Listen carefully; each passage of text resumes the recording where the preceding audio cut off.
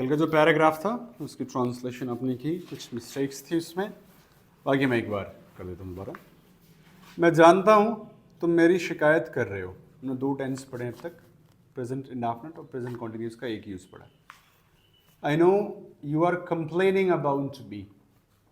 Complaining against me भी हो सकता है, मेरे खिलाफ, मेरे बारे में। कंप्लेन अबाउट, कंप्लेन वर्ब होता है, कंप्लेंट नाउन होता है। ये तुम्हारी शिकायत आई है, I have got your complaint T के साथ, और कंप्लेन विदाउट टी वर्ब है, शिकायत करना। पर मैं बुरा नहीं मानता, बट आई डोंट माइंड या आई डोंट फील बैड। मैं तुम्हारी मजबूरी समझता हूँ, I understand your compulsion, I understand your helplessness. Compulsion और हेल्पलेसनेस का मतलब मजबूरी। कंपल्सन की स्पेलिंग आप लोगों ने कहीं ना गलत लिखी थी, कंपल्सन या फिर हेल्पलेसनेस, इसका मतलब मजबूरी। तुम ये सब पैसों के लिए कर रहे हो। You are doing it for money, present continuous. देखो पैसा तो हर कोई कमाता है। Look everyone earns money, present indefinite था ये अगेन। मैं यहां इज्जत कमाने आता हूं। I come here to earn reputation, to earn respect. तुम डींगे मार रहे हो। यू आर बोस्टिंग और यू आर ब्रैगिंग। ब्रैग को भी का भी मतलब डींगे मारना, शेखियां मारना, लंबी लंबी फेंकना। या तो लगाओ बोस्ट या फिर ब्रैग। एनजी लगेगा तो ब्रैग में डबल जी हो जाएगा, ब्रैगिंग। तुम मेरे बारे में सब कुछ जानते हो। You know everything about me.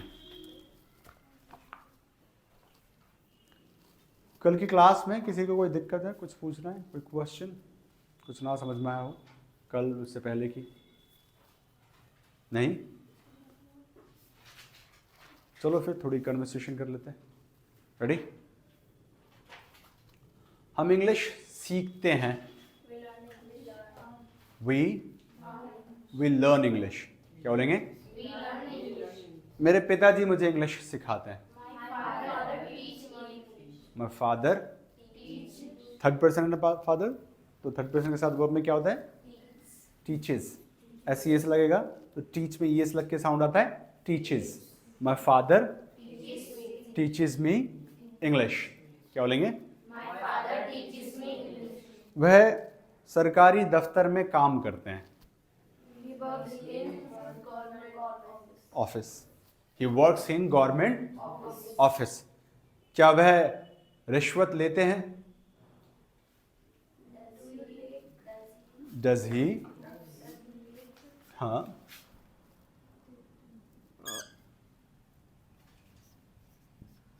Take bribe. Does he take bribe? He took a bribe मतलब उसने रिश्वत ली। ब्राइब लेना, रिश्वत। और इफ यू ब्राइब, ब्राइब को डायरेक्ट वर्ब भी लगा सकते हैं रिश्वत देने के लिए। ब्राइब या ग्रीस द पाम एक इडियम यूज होता है।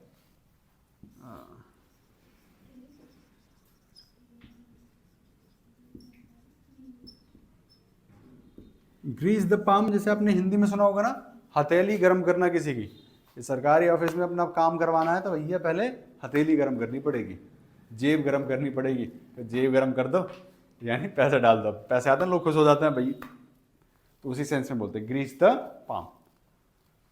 ओके, मेरे पिताजी ईमानदारी से काम करते हैं। वर्क्स ऑनेस्टली, एडवर्ब लगाएंगे किस प्रकार? ईमानदारी से। My father works honestly. मैं चलता हूं, आई वॉक, और मैं तेज चलता हूं, I walk fastly. Not fastly, I walk fast. Fastly शब्द नहीं होता, आई वॉक फास्ट। एडवर्ब वो जो वर्ब को मॉडिफाई करते हैं। हालांकि खुद एडवर्ब को मॉडिफाई कर लेता है और एडजेक्टिव को भी आगे से, लेकिन जब भी वर्ब कोई काम कैसे होता है, किस मैनर में होता है, किस समय हुआ, किस जगह पे हुआ, ये सारे जो शब्द है वो एडवर्ब कहलाते हैं बताने वाले। So I walk fast. क्या बोलेंगे? क्या आप मॉर्निंग वॉक पे जाते हो? Do you go to morning walk, क्या बोलेंगे? Not go, do you go for morning walk, to नहीं है, मॉर्निंग वॉक कोई जगह नहीं है, एक एक्टिविटी है। So do you go for morning walk, क्या आप मॉर्निंग वॉक पे जाते हैं? अच्छा, चलने को क्या कहते हैं? तो हाँ, वॉक। चलने के भी कई तरीके होते हैं। एक वॉक सिंपल चलना, ठीक है। सुबह जब लोग जाते हैं एक्सरसाइज के लिए तो तरह तरह से चलते हैं, तो कोई भी ऐसे नींद में सोता हुआ चलता हुआ नहीं जाता, ये नॉर्मल। कुछ लोग हैं ना तेज चलते हैं, कुछ लोग तेज चलते हैं, तो तेज तेज चलना वो कहलाता है ब्रिस्क वॉक। कहते हैं ना हिंदी में, लंबे लंबे कदमों से चल रहा है भाई, इतनी तेज कहाँ जा रहा है? तेजी, जैसे बहुत लोगों को देखो ना अपने चलो चलते हैं तेज, उसमें एक थोड़ी सी स्पीड उससे ज्यादा हो गई तो उसको जॉग भी कहते हैं। जॉग, जॉगिंग सुना है? जॉगिंग पे जा रहा हूँ, देखो जिससे कुछ मोटे अंकल आंटी होते हैं, नो ऑफेंस, जिनका शरीर भारी होता है तो वो दौड़ तो पाते नहीं, तो वो जॉगिंग करते हैं थोड़ी तेजी वे में। मतलब ऐसा कहा था कि इतना जब भी आप रनिंग पे जाओ तो इस पेस से भागो कि तुम सामने वाले बगल वाले के साथ बात ना कर पाओ, लगातार आधे घंटे तक भागोगे तब जाके कुछ फर्क पड़ता है। ये लाइक स्टडी है वो बताती है। तो जॉग मतलब मतलब भागने से थोड़ा कम, कंप्लीटली भाग नहीं रहे, बट उसी पेस में है। रन मतलब तो भागना होता है, ये तो आप बचपन से जानते हैं। और बहुत तेज भागना मतलब धावक की तरह, जैसे कोई एथलीट है, स्पोर्ट्समैन है और वो भागता है तो उसे कहते हैं स्प्रिंट। क्या बोलते हैं? स्प्रिंटर कहते हैं उन लोगों को जो धावक होते हैं, जो किसी स्पोर्ट्स इत्यादि में जो भागते हैं। जैसे उसेन बोल्ट का नाम सुना होगा आप लोगों ने, उसेन बोल्ट सुना है? जो अमेरिका का दुनिया का सबसे तेज भागने वाला इंसान है, अभी वो अमेरिका का है वैसे, उसेन बोल्ट। वो बहुत तेज भागता है, उसके रिकॉर्ड्स है, उसने मतलब 100 मीटर की, 200 मीटर की, 500 मीटर की, सब में उसने गोल्ड मेडल जीत रखा ओलंपिक्स में। तो उसे स्प्रिंटर्स कहा जाता है, जो लोग भागते हैं। और स्प्रिंट मतलब भागना, तो देखो भागने के इतने सारे वो होते हैं। ओके, तो क्या आप सुबह ये करते हो? कैसे बोलोगे? Do you jog, jogging noun होता है। डू यू जॉग, क्या बोलेंगे? मैं लंबे लंबे कदमों से चलता हूं। आई वॉक, वॉक पहले लगा दो, ब्रिस्कली, एडवर्ब बन जाएगा फिर वो। एल वाई लग के ज्यादातर एडवर्ब्स बनते हैं, हर जगह नहीं लेकिन ज्यादातर 90% केसेस में। आई वॉक ब्रिस्कली, क्या बोलेंगे? ओके, मैं दौड़ता हूं। आई रन, क्या बोलेंगे? मैं उसेन बोल्ट की तरह दौड़ता हूं। आई स्प्रिंट लाइक उसेन बोल्ट, धावक की तरह, किसी एथलीट की तरह भागना, दैट्स कॉल्ड स्प्रिंट। ओके, क्या तुम बोल्ट को जानते हो? डू यू नो बोल्ट, उसका सरनेम है उसेन बोल्ट। वह अमेरिका में रहता है। ही लिव्स इन अमेरिका, क्या बोलेंगे? वह अंग्रेजी बोलता है। ही स्पीक्स इंग्लिश, क्या बोलेंगे? ही स्पीक्स, क्या तुम इंग्लिश बोलते हो? क्या बोलेंगे? मैं इंग्लिश नहीं बोलता। नेगेटिव, मतलब प्रेजेंट इंडेफिनिट में हम बातें कर रहे हैं। आई डू नॉट, झूठ बोल रहे हो आप। कॉन्टिन्यूस पढ़ा था ना कल, कोई काम तो बोलते समय चल रहा हो। क्या फॉर्मेट होती है प्रेजेंट कॉन्टिन्यूस की? और कहाँ यूज करते हैं प्रेजेंट कॉन्टिन्यूस को? कोई काम जो बोलते समय चल रहा हो। और प्रेजेंट इंडेफिनिट कहाँ यूज होता है? रिपीटेड एक्शंस को, प्रेजेंट के रिपीटेड एक्शंस को बताने के लिए, जैसे कि हैबिट, फैक्ट, हाँ, universal truth, daily work, permanent activities, ये सारे रिपीटेड, मतलब उसमें रिपीटेशन मालूम हो। ऑलराइट, मैं दिल्ली में रहता हूं। क्या आप पढ़ते हैं? डू यू, तुमसे बात कर रहा हूं मैं। I am talking to you, I के साथ एम आएगा ना कॉन्टिन्यूस में। आई एम टॉकिंग टू, तुम इंग्लिश बोल रहे हो। टेंस देखो, तुम इंग्लिश बोल रहे हो। यू आर स्पीकिंग, मेरे को इंग्लिश समझ में नहीं आती। I don't understand English. क्या बोलेंगे? इंग्लिश सीख लो। इंपेरेटिव सेंटेंस में एडवाइस भी तो करते हैं ना, पढ़ा था, लर्न इंग्लिश। क्या बोलेंगे? ऑक्सफोर्ड चलो। चलो कहते हैं, यहाँ आप आते हैं कोचिंग में, Oxford, let's go to Oxford, या come to Oxford. Come to, क्या आप ऑक्सफोर्ड जाते हो? Do you go to Oxford?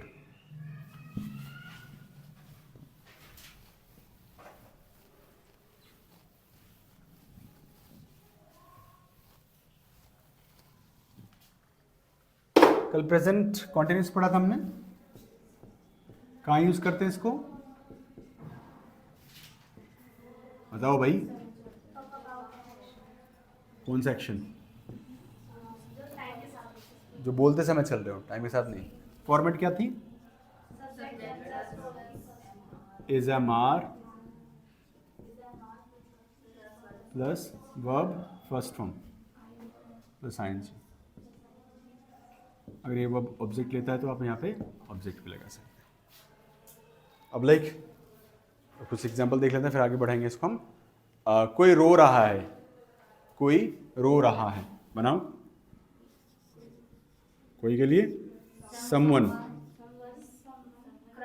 is ing, someone subject, someone के साथ is, someone is crying। क्या बोलेंगे? मैं एग्जाम की तैयारी कर रहा हूं। I am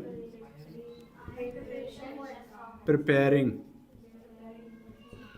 I'm preparing for exam। Okay, वे लोग खाना खा रहे हैं, दे आर, हाँ, ईट के जगह पे खाने के लिए हैव का भी प्रयोग किया जाता है। अक्सर लंच डिनर की बात करते हैं तो हैव, और हैव में लगाएंगे तो हैविंग। मानो लंच कर रहे हैं तो दे आर हैविंग लंच। अब यहाँ पे ईटिंग लगा तो वो भी चलेगा। हैव के कई सारे मतलब होते हैं, और हैव का मतलब टेक के जगह पे, जैसे ईट की जगह पे आप टेक लगा सकते हो, खाने पीने लेने के सेंस में। Take tea, take water, take food. British इसे ज़्यादा करेक्ट नहीं मानते तो उसके लिए हैव का ज़्यादा प्रयोग करते हैं। टेक का मतलब लेने से भी होता है, तो कन्फ्यूजन होता है, इस वजह से वो हैव लगाते हैं। Have food, have dinner, have bath, have medicines. Eat की जगह पे भी लगा सकते हैं, और उसके अलावा मल्टीपल यूसेज भी है, ड्रिंक की जगह पे भी लगाया जा सकता है। सो दे आर हैविंग लंच। क्या बोलेंगे? मैं बिस्किट खा रहा हूँ। बिस्किट खाते हैं, बिस्कुट खाते हैं? हाँ, बिस्किट बिस्कुट नहीं होता, बिस्कुट हम कहते हैं उसको, इसकी साउंड होती है biscuit. They are having biscuit. Biscuit को कुकीज़ भी कह देते हैं, Americans basically call it cookies. Okay, I am having cookies. ठीक, अगर आप क्वेश्चंस बनाते हैं तो ये हेल्पिंग वर्ब जो है ना, सब्जेक्ट से पहले स्विच हो जाएगा, बस यही फ़र्क होगा। जैसे क्या आप सच बोल रहे हैं, तो सेंटेंस बनेगा are you speaking, yes, are you speaking truth. क्या राधा नाच रही है? मान लो तुम्हारी फ्रेंड राधा अच्छी डांसर है, और आज स्कूल में कोई फंक्शन है, मान लो एनुअल फंक्शन है, और राधा का डांस प्रोग्राम आने वाला है, तो आप बाहर थे तो पूछना राधा नाच रही है क्या, डांस देखना भाई उसका। So is Radha is Radha dancing. Okay, क्या मैं झूठ बोल रहा हूँ आपसे? मान लो मैं आपको कोई बात बता रहा हूँ और आप यकीन नहीं कर रहे मेरे पे, मैं झूठ बोल रहा हूँ क्या? ना बता, मैं झूठ बोल रहा हूँ, बनाओ। बोलने का टोन भी होता है जैसे मान लो उस तरीके से, टोन में फर्क है, टोन का, टोनैलिटी का भी ध्यान देना होता है। Am I lying? हाँ, you think I am lying? You think के साथ नॉर्मल बनेगा, और क्वेश्चन फॉर्म में am I lying? Am I lying to you?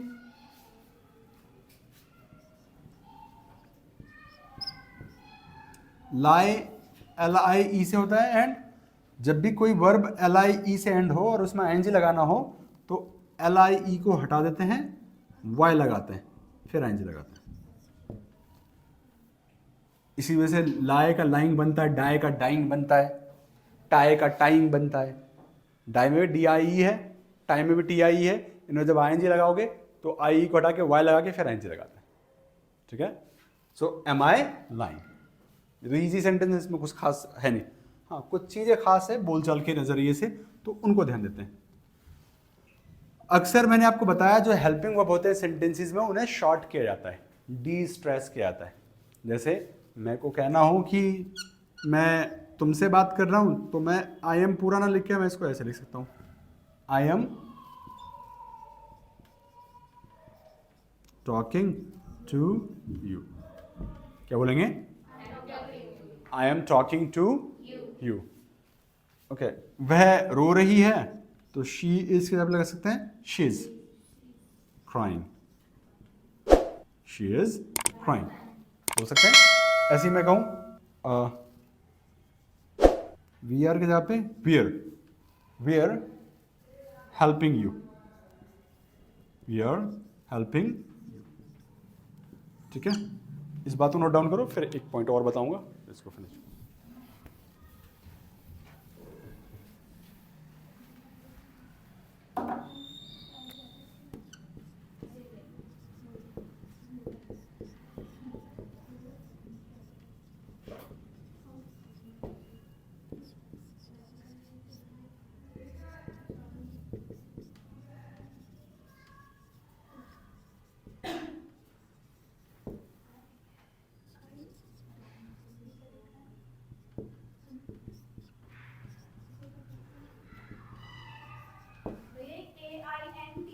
हाँ, भी समझा रहा हूँ।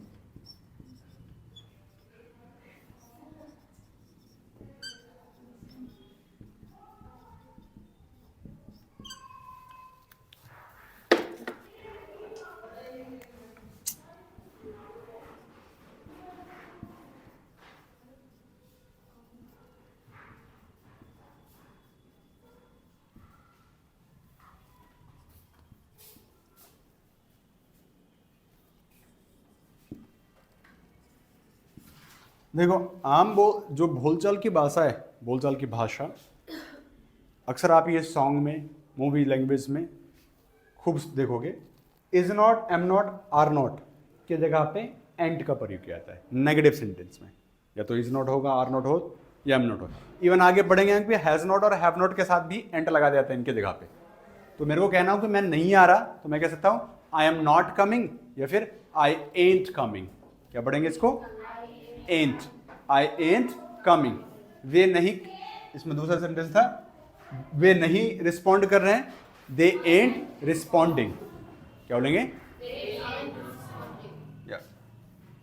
हम नहीं आ रहे हैं, वी एंट। क्या बोलेंगे? That's it. देख लो, तो कई बार अगर आपको सुनने को मिले तो आप उससे समझ पाओ कि क्या है। ये बोलचाल तक है, एग्जाम में मत लिखना इनको ऐसे।